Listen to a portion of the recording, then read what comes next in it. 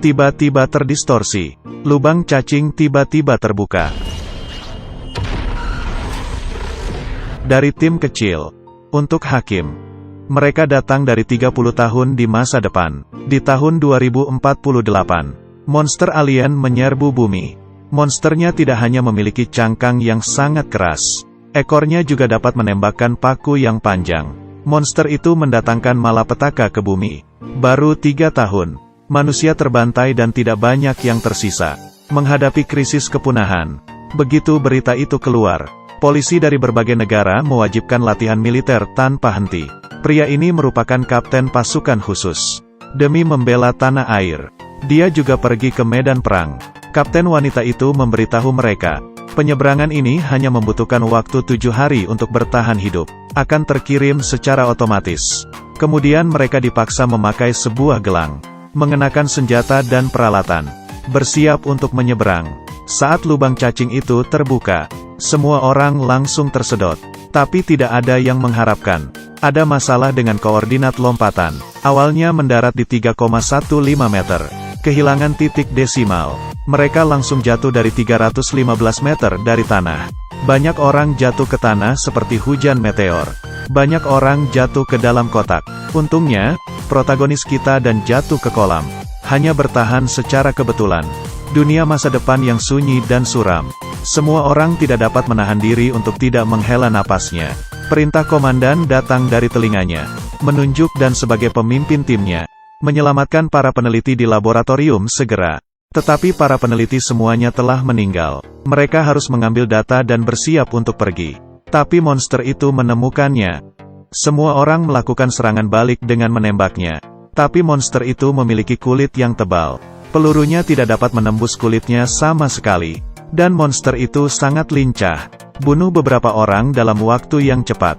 Dan menghabiskan pelurunya. Dia harus menggunakan kapak untuk melawannya. Akhirnya, rekan satu tim tiba tepat waktu. Membunuh monster itu dengan satu tembakan. Ketika mereka pergi keluar, monster lain langsung menyerang. Saat ini pasukan penyelamat datang untuk merespon. Mereka hanya bahagia selama 2 detik.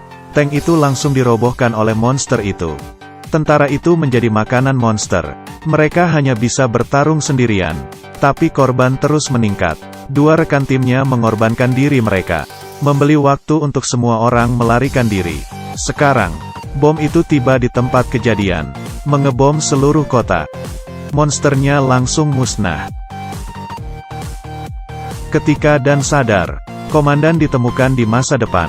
Ternyata putrinya yang sudah dewasa. Waktunya hampir habis. Putrinya akan membawanya untuk menangkap monster betina. Memasukkan banyak obat penenang ke dalam sarang monster. Langkah selanjutnya adalah menangkapnya.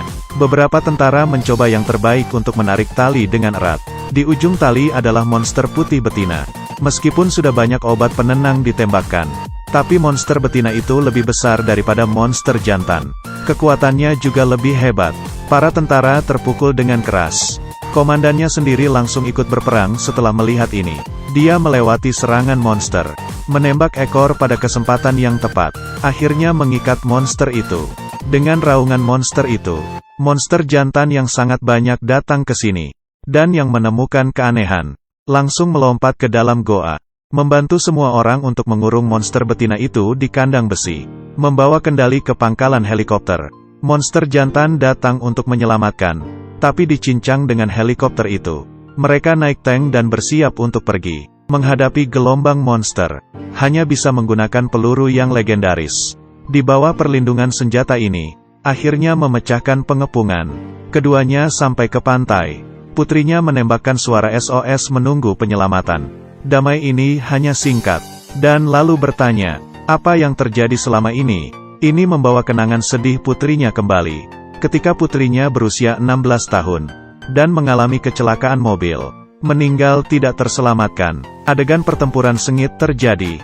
Ayahnya hampir mati di depan matanya sendiri. Dia hampir menghancurkan hidup putrinya. Kemudian ayah dan anak itu kembali ke pangkalan.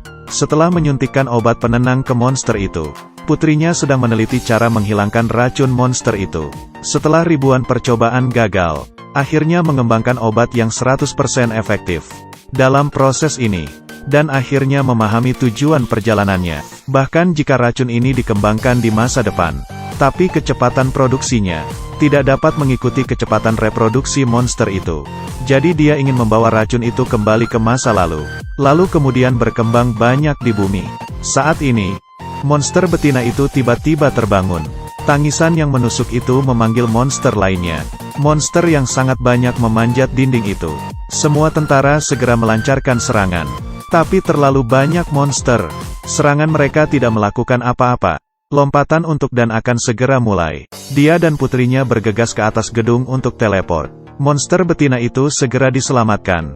Dia mencari pembalasan dendam kepada semua orang. Pada saat ini, jalan menuju puncak gedung penuh dengan monster. Ayah dan anak perempuan tidak memiliki tempat untuk bersembunyi. Hanya bisa menutupi dari belakang. Membunuh monster-monster itu. Melihat helikopter di depannya, putrinya tiba-tiba tertembak di perutnya. Itu adalah monster betina yang berdiri di tempat tinggi, dan menembak dengan liar untuk mengusir betina. Dia ingin membawa putrinya pergi. Tapi helikopter itu ditembak jatuh oleh monster. Tepat ketika ayah dan anak itu membuat perpisahan terakhir mereka. Monster wanita menemukan mereka. Hanya ingin menyerang. Pangkalannya runtuh. Putrinya jatuh ke tumpukan monster. Secara sadar. Tapi dan langsung melompat turun. Lubang cacing itu tiba-tiba dimulai. Dan kembali masa kini. Monster itu telah merebut markas masa depan. Dan melompat ke masa lalu melalui ruang dan waktu. Setelah menyadarkan diri, dia segera memberikan racun kepada tentara itu untuk diproduksi. Dan yang masih sedikit pusing, tidak sabar untuk melihat putrinya di rumah. Ini membawanya kembali ke kenyataan. Tapi dan ingin membunuh monster ini. Setelah penelitian itu dilakukan, monster ini tidak menginvasi bumi di masa depan, tapi telah bersembunyi di Gletser Eros. Gletser yang di masa depan akan mencair. Barulah saat itu monster itu keluar dari tanah. Mereka melaporkan penelitian itu ke pemerintah. Tapi pemerintah tidak percaya pada bukti ini. Menolak kesimpulan ini. Dan harus menemui ayahnya. Duduk di pesawat untuk menjemput ayah. Membawa tim kecil ke perbatasan ini. Setelah pencarian, mereka mengunci tempat itu. Medan magnet di sini sangat kuat. Semua orang meledakkan pintu masuk.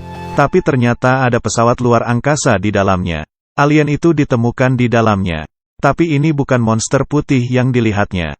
Tampaknya monster putih itu merupakan senjata untuk menyerang planet ini. Segera mereka menemukan telur monster putih itu. Tim itu menyuntikkan racun itu ke telurnya.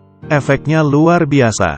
Monster yang disuntikkan itu larut di tempat. Tapi monster itu merasakan bantuannya. Keluar dari telurnya sebelum penyuntikan itu selesai. Monster itu lahir lebih awal. Semua orang mundur dengan menembakinya. Monster putih itu melarikan diri. Tapi dibunuh oleh ayahnya yang sudah lama menunggu. Semua laki-laki di luar menangani. Tapi betinanya lolos. Pada waktu bersamaan, monster yang sangat banyak akan bangun. Rekannya meminta dan mengejar betinanya. Diikuti oleh bom itu. Mati dengan monster itu. Dan ayah berdasarkan jejak kaki monster. Monster betina itu dengan cepat dilacak. Menggunakan jebakan untuk memancingnya keluar. Ayah itu terus menembaki dari kejauhan.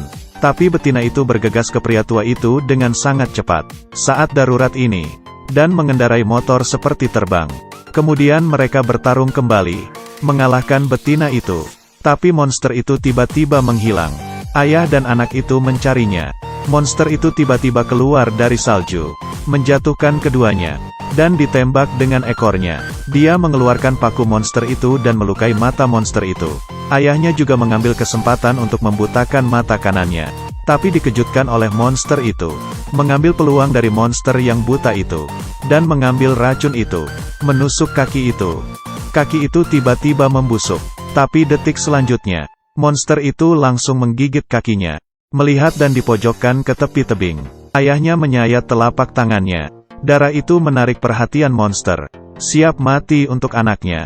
Dan menemukan kesempatan untuk menerkam monster itu. Memotong lehernya dengan paku. Diikuti lagi. Mengambil racun itu. Langsung ke mulutnya. Menjatuhkan monster itu ke tebing. Krisis itu akhirnya berakhir. Manusia akhirnya mengalahkan monster itu.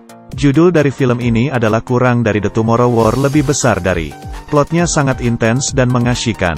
Efek khusus juga sangat indah. Sangat layak untuk ditonton. Teman-teman yang suka menonton film sci-fi, jangan sampai ketinggalan.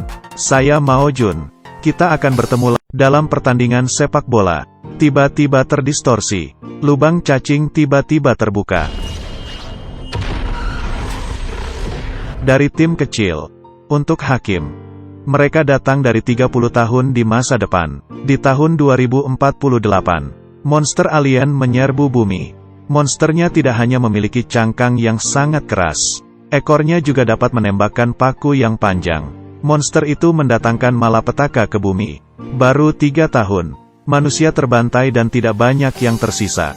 Menghadapi krisis kepunahan. Begitu berita itu keluar, polisi dari berbagai negara mewajibkan latihan militer tanpa henti. Pria ini merupakan kapten pasukan khusus.